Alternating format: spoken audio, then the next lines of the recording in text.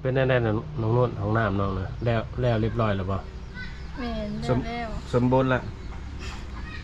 เดี๋ยวนี้อันเพ่หมดแล้ว ฮะ มันรู้ เขายังหมาเพื่อเก่าบ่ แม่ บาดน้ำในไฟฟื้นค่าไฟเขายังได้เห็นไฟจ่ายเอา น้องนี่แหละเป็นคนยาก เอา เนี่ย บ่ได้แล้วครับนะ มันจะคักมัน มันบ่ถึกแล้วครับนะ เป็นในชุ่มน้องบ่กล้าเว้าเขาบอกหรือว่าเกรงใจเขาเลยจังได๋ เก่งใจบอกว่าว่า FC เพิ่นบ่ได้ติดต่อมาเลยบ่ บอก โอ้พี่น้องเอ้ยเรื่องค่าสร้าง ค่าสร้างกับ อุปกรณ์ แสดงว่าน้องจ่ายเองเลยเนาะ นี่ ตกประมาณเท่าไหร่เงินกีบหั่น บอกล่า 6 ล้านกว่า นี่ มีแต่6ล้านน่ะบ่ นี่ โอ้ แสดงว่าเพิ่นบ่ได้ติดต่อมาเลย นี่ อ๋อ น้องเอาเงินมาจะใช้ขายหยัง เงินตัวน้องขายเครื่องมาหันกระเบิดเลยเดี๋ยวนี้หันบ่มีหอดเงินสิไปซื้อเครื่องมาขายอีก อืม สบายดีเด้อพี่น้องเอ้ยสบายดีตอนเช้าๆมื้อนี้ออกมา เยี่ยมยามถามข่าวลงนู่นพี่น้องเอ้ยเพราะว่าโดนแล้วบ่ได้มาหาน้องประมาณ 2-3 อาทิตย์เพิ่นว่าจักว่าน้องก็ค่าเวียกไปเฮ็ดเวียกบ่คือว่าสิสวนกล้วยสวนน้อย แล้วก็สิมาติดตามเบิ่ง การก่อสร้างของน้องของน้ำของน้องอีกเรื่องค่าสร้างบ่เป็นแนวใดพี่น้องเอ้ยมากับบ่าวผู้ไทยคนหล่อประจำทีม กี่ งาน ขั้นนะกี่ขั้น ขี้ข้านทายบ่ กี่ขั้นกี่ขั้นกี่ขั้น วันนี้มา2คนพี่น้องเอ้ย สบายดีเด้อพี่น้องสบายดี โอ้เสือคือมาใส่มากคนละอย่าง ว่าเสียงามเนาะ ตัวนี้บ่าวไก่คนทำมาหากินพี่น้องเอ้ยตัวที่เฮาใส่นี่แม่นบ่าวผู้ไทยพุ่น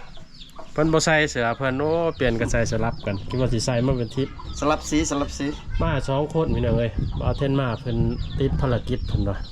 ถ้าจะฮอดเพื่อนน้องโน้แทงน้ำมีแทงนอกแทงน้ำบ่ได้นี่บ่ฮู้ว่ารายละเอียดเป็นจังไดเท่าสิถามน้องไปนํกัน กินมานำทางยังมาทันเบิดพี่น้องเว้ยพอดีมาหอดเทือนน้อง จงมาให้น้องบ่ได้ว่ากินบ่เบิด บ่ยังกินอยู่แต่ว่ายังบ่ได้อันนั้นยังบ่เบิดแต่ก็มาให้น้องกินน้ อืม ำอยู่เพียงคนเดียวบ่มื้อนี้นะ อยู่กับลูกสาว พี่ใช่เลยลูกสาว คือบ่เห็นลูกสาวเลย ลูกสาวนอนล่ะพอน้องนิ่งได้สิบ่มีบ่ยังบ่มีบ่เนาะ คิดว่าอยู่3คนบ่แม่นเนาะ อยู่แต่2คนพี่น้องคือมีไก่แล้วมาสุดนี้คือมีไก่ลายเลยมันออกลูกใหม่ แม่ อืม พ่อแม่น้องบ่ใช่นี่มั้ง คุณไปให้เบิดแล้ว อืมเฮ็ดยังอยู่ให้ตอนนี้ เสียเงี้ย เสียหญ้าให้เข้าขึ้นสูงแล้วบ่ ตายเบิดแล้ว ตาย ตาย เบิ เบิ ด ดจะได้สิได้มีข้าวกินบ้านปีหน้า บ่มีเลยปีหน้าเนี่ยจะแห้งนักกว่าปีกายอีก อืม ปีกายว่าอึดข้าวแล้วปีนี้แห้งนักเนาะ ยังนักกว่าปีเก่า เป็นได้บ่ได้นำต่ออีกบ่เวลาฝนตกแท้นี่ นี่ นำจักเทื่อมันตายน่ะ สองเถือ 2เทื่อ คือบ่นำหลายๆเทื่อให้มันเป็นหลายๆนำแต่2เทื่อ เอาแต่จิบเถื่อจนมันเป็นพี่น้องเอ้ยไปขึ้นนั่งทั้งเฮือนบ่ ขึ้นเดือนไปให้น้องเพิ่นพาขึ้น โอ้ไก่ลายพี่น้องเอ้ยประมาณ3เดือนนี่ได้กินแรกต้มไก่ อ๋อใช่ครับเพิ่นลูกประมาณลูกประมาณ4-5ตัว เขาเลี้ยงซะนี่เนาะบ่ทำใหญ่เนาะ ลูกมันบ่แข็งแรง ซุ่มบ่แม่นเกิน ลูกไก่ โลกไก่ ย่างไก่ หน่อยแต่ย่างย่างเนี่ย คันว่าซุ่มนี่จะใหญ่กว่านี้ พระเจ้าซานเองเนาะ งาม กระบุ้งพี่น้องเอ้ยชาวบ้านเขาเอิ้นกระบุ้งนี่เลย ๆคือจะนี่บ่กระปอก กระปอก กระปอกซาบะแทบกระปอก อันนี้แนวตำผูไปน้องสายเชิงเบาไปกับแห้งร้ายไปพี่น้องเอ้ยให้คนรอไปก่อน หลังจากที่ว่าผักทายน้องอยู่ลุมเนาะมาผักทายน้องเพิ่นอยู่เทั้งเฮือนอีกพี่น้อง กำลังบอลเก่าบอลเดิมพี่น้องเอ้ยบ้าขึ้นใหญ่ๆคือนอนตรงนู้นนี่เนาะ อยากสิตุ้ยๆก็นั่น ซิว ๆ บว เนาะ บเป็นได้กี่ข้าวแซ่บบ่ แม่นอนสั่งยาตุ้ยมากิน เออ สั่งยาตุ้ยกินมา แม่ อืม ชมพ่อ แล้วก็สีเบ่งๆขึ้นมาหนึ่งหน้าพี่น้องเอ้ยสีขาว สั่งยาตุยบ่ได้สั่งยาหยังยางะยางามยาขาวมากินบ่ บอก อืม ยาแบบเล่งผิวขาว สูตรผิวขาว เคยกินบ่น้องบ่เคยฉันมีขาวพอดีล่ะข ข้าวกว่านี้จะน่าไก่มันสิไหลตอด คิดว่าเขาเนาะ เออ อ้าวโหชุดเท่าไรน้องสร้างมากินสร้างแบบได้เป็นชุดบอกเลยว่าเป็นแบบอะไร มันเป็นสุด อืม สุดหนึงเท่าไหร่ สุดหนึ่ง280,000 280,000 กินได้จักเดือนจักทิศเอา กินเบิด1 เดือนเต็ม โอ้กินทุกมื้อ แม่กินจุกกินรังกินข้าวตอนแรก กินข้าวแซ่บอยู่มันหลังจากกินน่ะ แม่ มันเฮ็ดให้อยากเข้าแล้วให้มันตุ้ย อืมจังว่า12 โมงกลางคืนกันยังมาลุกกินข้าวอยู่บ่จัก แล้วน้องสังซาเบิ่งตัวเองนี่รู้สึกว่าตุ้ยขึ้นบ่เด้งขึ้นเนาะ แม่ อืม ติดเบิ่งเดี๋ยวนี้ก็เต็ม50 โล เอา 50เต็มก็ เฮ็ดได้คิดจะว่าจังคิดว่าอยากตุ้ยมันจ้อยเพิ่นบ่ตะกี้ แม่ คือว่าตะกี้ก็งามอยู่ได้พอดีงามได้ตะกี้ เนาะ เอาบ่ถึงขันว่าจ่อยจะได้แต่ว่า พอดีงาม น้องเพิ่นรู้สึกว่าจ่อยแล้วก็สิจ่อยหั่นแหละพี่ แบ น้อบ ง ความมักของน้องเองเนาะแบบว่าอยากได้ตุ้ยก็จัดไปพี่น้องเอ้ย น้องอยากได้จักโล80บ่ อย่าได้50 โล ยัง50 โลอืม เดี๋ยวนี้หันได้50 โลแล้ว อืม ปกติมันเท่าไหรจักโล 46 โล อืม นี่เป็นเท่าได้4โล 4 โลพุ่นนะพี่น้องเอ้ยก็สำนั้นแหล้ว มันสิหยุดอยู่บ่สัญญาว่ามันสิตุยกันเลย แค่แล้วมันตุ้ยเลยบางทียันมันขึ้นแต่ตอนกินนั่นแล้วก็บัดเช้ากินแล้วก็มันลงอีกคือเก่าหั่นยัน ส่วนหลายมันบ่อยากหยุดแต่แบบไทยขึ้นได้ฮอด70พุ่นมันอยาก มาสุดาซ้ำกระผุยถึงแห้งเลยเนาะเบ่งอยู่พี่น้องเอ้ย จนมาเจอผมแล้ว แล้วกินข้าวกินน้ำแล้วบ่น้อง กินแล้ว มีอาหารยังกิน กินปลาแห้ง อืมเสือมาปลาเลยไปหา แม่ป้าเพิ่นฝากมาให้ เออ อยู่ใช่ไม่ป่าอยู่ใช่ บ้านไกลสอน อืมพระเจ้ามีน้ำเซ่นะเนาะ แม่ ชื่อน้องบ่ได้มีติน้ำเซ่ บ่มี แต่น้ำพวยเอาไปหากินมื้อนั้นแหล้วเนาะ หาปลากันยากเนาะ แม่ ส่วนหลายกับประเภทพักประเภทหน่อไม้นี่แหละกินอยู่นี่ อาหารหลักนี่หน่อไม้เนาะอยู่บ้านนี่ แม่ อืม เพื่อนนั่งได้กับหน่อไม้อยู่เลย หน่อไม้เพราะว่าฤดูหน่อไม้พี่น้องเอ้ย จนฮอดเดือนได้หน่อไม้น้องนู่นกินหน่อไม้เนี่ยเดือน4เดือน5บ่บ่ฮอดบ่ฮอด พอเดือน7พุ่นเลย โอ้ วิทย์กัน7 เดือน7เดือน8ก็ยังบ่ อืม ส่วนเน้นเพื่อว่าหน่อไม้พี่น้องเอ้ยก็พอได้กินเฮ็ดนั่นหลายเมนูก็พอกินไปได้พี่น้องเอ้ยหน่อไม้นี่ ดำให้ดำนาได้สาแล้วบ่ดำนาน้องนะบ่ได้เฮ็ดบ่ ยัง เฮ็ดอยู่บ่ เฮ็ดอยู่หวานกาแต่ว่ายังบ่ทันได้ยาวปานใด ยังบ่ยาวบ่เล็งทำยาว บ่ได้ใช้ปุ๋ยบ่ซุน้อง บ่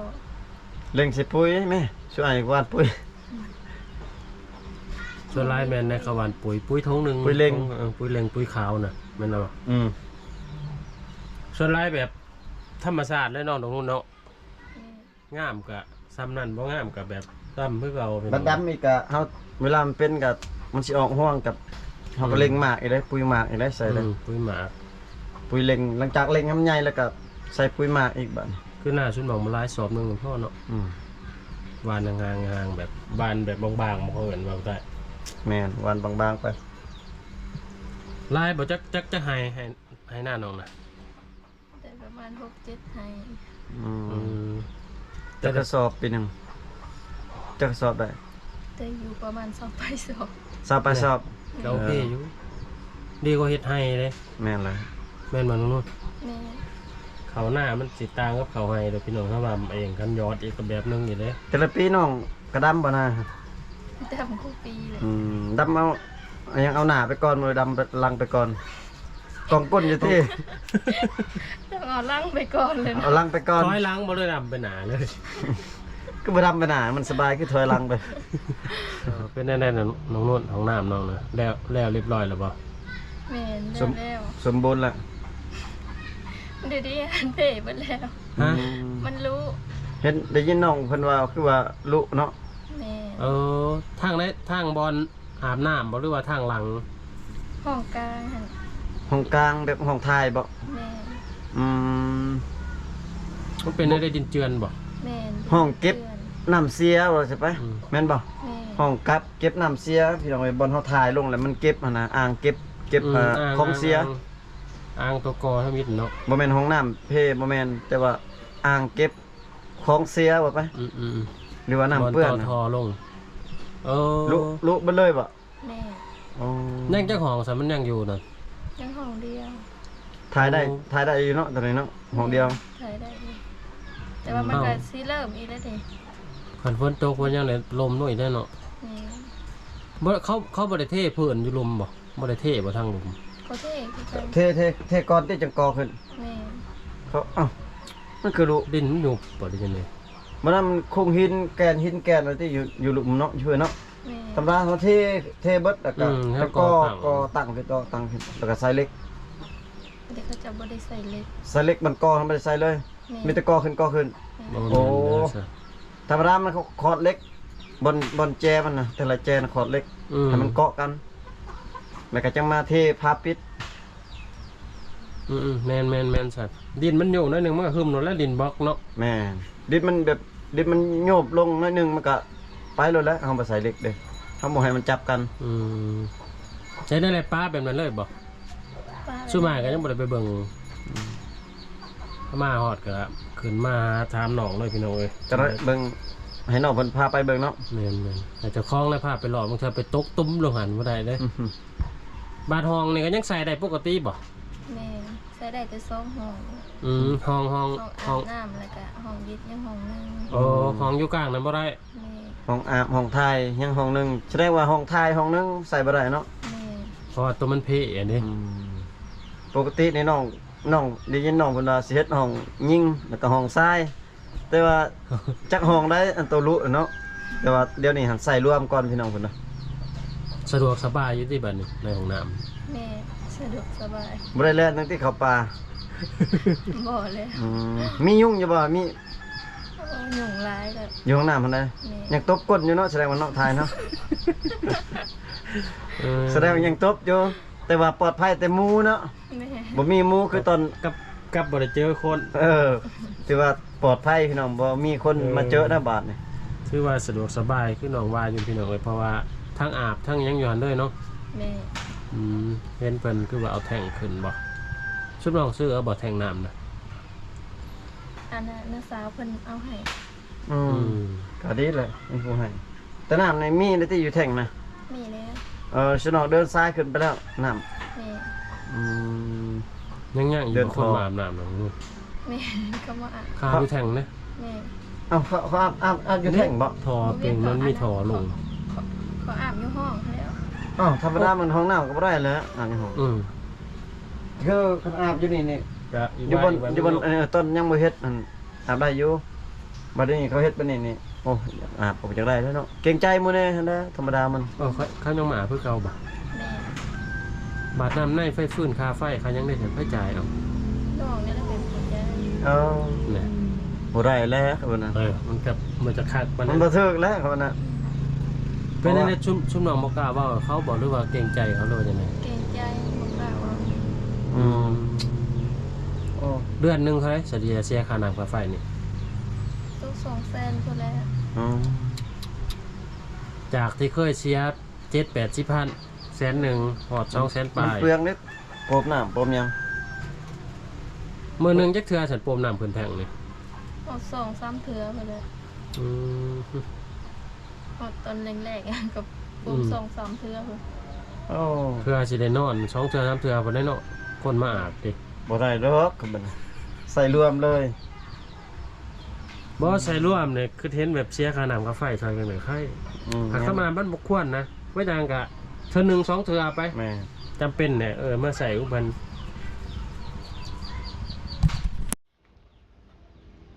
กับอีกอย่างตัวเรื่องที่2เรื่องที่ว่า FC เพิ่นบ่ได้ติดต่อมาเลยบ่ บ่ โอ้พี่น้องเอ้ยเรื่องค่าสร้าง ค่าสร้าง กั กั บบ อุปกรณ์ แสดงว่าน้องจ่ายเองเลยเนาะ แม่ ตกประมาณเท่าไหร่เงินกีบหั่นนี่ 6 ล้าน 6ล้านกว่า แม่ มีแต่6ล้านน่ะบ่ แม่ โอ้ แสดงว่าเพิ่นบ่ได้ติดต่อมาเลย แม่ อ๋อ น้องเอาเงินมาแต่ใช้ขายหยัง เงินตัวน้องขายเครื่องมาหันกระเบิดเลยเดี๋ยวนี้หันบ่มีหอดเงินสิไปซื้อเครื่องมาขายอีก อืม เงินที่น้องโฮม ขายเครื่องนั่นเอามาให้ค่าสร้างเบิดเลย แล้วก็แม่ไปยืมเอาเงินป้านี่ อืม ค่ายแน่นอนอ้ายน้องได้เฮ็ดนำอยู่ให้ก็สิลดแน่น้อยหนึงค่าสร้างเนาะ แม่น หาร3เนี่ยบาดนี้สิเอาไปซื้อเครื่องมาขายก็บ่มีเงินบาดนี้บ่ แม่ อ๋อเป็นจังได๋ ตะกี้เห็นใครได้แบบอายเพิ่นช่วยยังเนาะซื่อๆนิดนึงเนาะ โดย แต่ว่าเดี๋ยวนี้เพิ่นบ่ได้ติดต่อมาแล้วคือน้องเพิ่นเนาะเงียบปิดเลยพี่น้องเอ้ยสั่งให้สร้างเฮ็ดคักๆพี่น้องห้องน้ำก็บ่แล้ว อืม เงียบกริบโอ้ก็อันตรายเด้พี่น้อง เพิ่นตัวเพิ่นซอยนี่ในห้องน้ำนี่เพิ่นซอยยังแน่น้องนุ่น คนซอยคนสื่อ หินแฮ แม่แล้วก็ ซื้อหินซื้อทรายปูน แม่ ดิดบล็อก ดินบล็อกกับเพิ่นซอยบ่ แม่ดินบล็อกส่วนอัน อ๋อ เล็กราคาหันกะพี่น้องซื้อเอาเอง อ๋อ อืมแสดงว่ามีแต่พวกหินพวกทรายพวกปูนดินบล็อก ดินบล็อกกะบ่พอ ประมาณ อืม 4-500ไปจักเราซื้อ ประมาณ500ก่อนซื้อแล้วน้องก็มาซื้อตื้มอีกประมาณ400 โอ้เนาะ ก็เบิดหลายอยู่พี่น้องเอ้ย เฮ็ดแนวใดก็คันไรรู้มูลค่ารวมเพิ่นน่ะประมาณจักล้านน้องนุ่นฮู้บ่ ได้อยู่ประมาณ10ปลายล้าน ประมาณ 12 13ล้านได้บ่ กว่าไปจักกว่าเด้อเฮ้ย ฮู้บ่ เกือบ 30,000พุ่นน่ะก็ว่ากำไรใช่ประมาณนั้นเลย บ่ฮอดซะ ประมาณ15ล้านบ่ แต่ว่าบ่ไล่ใส่ชุดว่าคือซื้อเบ่เลยนี่ตัวเราให้กับนี่มาบวกกันนี่ก็น้องนู่นนี่ฮอดได้ แต่เฮือนน้องทางครอบครัวน้องน่ะออกเงินน่ะประมาณจักล้าน 6ล้าน อืม ซื้อปูนซื้อบล็อกมาตื้ออีกมันบ่พอเลย อืมแต่ ร ว่าว มรวมทั้งค่าสร้างบ่6ล้านน่ะเลิศต่างหาก ทั้งหากค่าสร้างทั้งหากรวมทั้งเบิดเงินในเฮือนนอกเลยเป็น12ล้าน แม่ แต่ว่าเพิ่นให้นี่บ่ฮอดประมาณบ่ฮอด10ปลายเนาะฮอดบ่10ปลาย 13ล้าน เพิ่นให้ประมาณซ้ำนั้นเนาะ12 13ล้านบัดนี้มาบวกของเจ้านอกอีกนี่เกือบ ทราบปลา เกือบ20พุ่นได้เนาะ แม่ ก็บ่ฮอดอันนั้นแหละประมาณคือเบา ประมาณ ๆประมาณ 30,000บาทไทยเว้ารวมเบิดเลยนี่ ทางครอบครัวทางนู้นน่ะแม่น แม่ ป น ระมาณ12ล้านเพิ่นออกทั้งค่าสร้าง5ล้านแล้วก็ค่าอุปกรณ์อีก7ล้าน แสดงว่าที่อ้ายเพิ่นพูดที่ว่าสิเฮ็ดให้น้องนู่นฮะเพิ่นให้แต่ประมาณ 20,000เนาะ อืมอืมก็ยังไข่ดีกว่าอันนี้เนาะแต่ว่าก็เพิ่นก็บ่บอกเลยเนาะว่าอันนั้นอันนี้เนาะ แม่น บางเทื่อก็น้องฮู้ตอนนั้นสมมุติว่าเพิ่นว่าเอ้ยบ่มีงบหรือว่าเพิ่นค่าเวียกค่างานแหละน้องสิหยุดบ่หรือว่าสิเฮ็ดต่อตอนน่ะ สิหยุดก่อนเพราะว่าบ่มีเงินสิเฮ็ด แม่นคืออันนี้แล้วบัดเอาเงินผัดไปใส่เกี่ยวกับของน้ำเบิดเลยเนาะทางเฮือนผัดบ่มีเงิน บ่มีเงินซื้อเครื่อง อืม พี่น้องเอ้ยครับจักสิว่าเลยเนาะทีมงานเฮาก็อยากงงคือกันแล้วกันแบบนี้เนาะแต่ว่าอยากสร้างแบบอยากเฮ็ดให้น้องๆแล้วครับแบบเงียบไปเลย เงียบไปเลย เออ ว่ากับบอกกันก่อนหยุดก่อนเด้อน้องเอ้ยจังซั่นจังซี่เนาะ แม่นเพิ่นบ่มีงบก็มีแต่บอกน้องน้องหยุดก่อนก็เขาเจ้าสิหยุดเนาะ หรือว่าทางครอบครัวน้องสามารถเฮ็ดต่อได้บ่ก็มันคือเนาะว่านั้น คือแบบนี้แหละเราซื้อเครื่องให้แล้วบัดนี้ให้น้องเพิ่นไปหาสร้างบัดนี้เนาะยังติดหนี้ค่าสร้างบัดนี้น้องเพิ่นบ่มีเงินสิให้สร้างบัดนี้เนาะใครแต่น้องมีเงินอยู่ในเฮือนแน่ก็เบิดเลย เงินเปิดขายเครื่องก็จะหมดใส่ค่าเครื่องนะพี่น้องนี่ตื่น โอ้ แล้ว มันก็ตื่น กินนมกันเนาะ อ่ะ น้องมิ้งเพิ่นน่าจะตื่นพี่น้องเอ้ย มานอนแต่เช้าแม่นบ่ แม่อ่ะ แสดงว่านอนเลิกบ่นอนเลิกบ่หรือนอนอันนี้ตื่นเลิก นอนแต่เมื่อคืนนี้ก็นอนแต่6-7โมง อืมบัดเดี๋ยวนี้บ่มีระบบ FC เสร็จ บ่มี อืมบ่มี FC จักคนก็บ่มีเลย โดย พี่น้องเว้ยถ้าผู้ใดที่ว่าอยากสวยน้องเนาะหรือว่า ซอยค่าสร้างหรือว่าค่า แม่นสวยเล็กๆน้อยๆก็ได้เนาะ แม่นพี่น้องเอ้ย บ่มาก็มาอยากได้หลายดอก ล้าน2ล้านยังกะเอาเนาะน้องนุ่นเนาะเดี๋ยวก็เพิ่นบ่ซอยเนาะเพราะได้ไปซื้อเครื่อง สิเกี่ยวมาขายต่อ ถือว่าขาว่าผู้ใหญ่ใจดีผ่านมาเห็นคลิปนี้กะสวยทางครอบครัวน้องแน่พี่น้องเอ้ยมูลเล็กน้อยก็ได้เพราะให้เพิ่นเอาเงินจำนวนนั้นไปหมุนซื้อเครื่องต่อเพราะว่าเงินที่มีในเฮือน 5ล้าน10ล้านก็ถือว่าเบิดแล้วตอนนี้ ถือว่าบ่มีเงินมูล ไป แล้วพี่น้ ใส่ อง จ่ายในห้องน้ำนะเบิดเลยจักเสียในได้ต่อบัดนี้บัตรเครื่องน้องได้สันน้องเสียในได้สันขายจนได้น้อยหนึงบ่แล้วก็ไปซื้อต่ออีกบ่หรือว่าไปติดหนี้ก่อน บ่กล้าไปติดหนี้เขาแล้ว ยังขายอยู่บ่ตัวนี้ขายแต่บ่หลาย แม่เคยใกล้สิเบิดเลย เออ ขายซัมมี่ มันตู้แช่น้องที่ว่าดาวอันนั้นเบิดแล้วบ่ เอาเงินเอื้อยเพิ่นไปจ่าย จ่ายเบิดก่อนแล้ว ขายนี่เนาะเป็นหนี่เป็นชิ้นเอื่อยน้องตัวเองกะซื้อขายน้อยหนึงพี่น้องเลย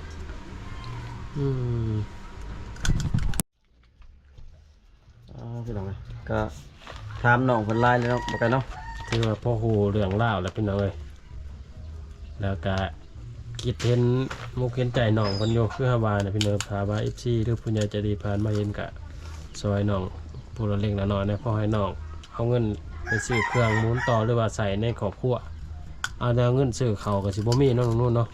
แม่ พี่น้องบ้านนี้ก็เสียร้องให้น้องเพิ่นผ้าย่างเบิ่งก่อนพี่น้องเอ้ย ไปเบิ่งห้องน้ำเพิ่นเนาะ ที่ว่ามันยังมันหักมันเพ่อะไรแบบเป็นอะไร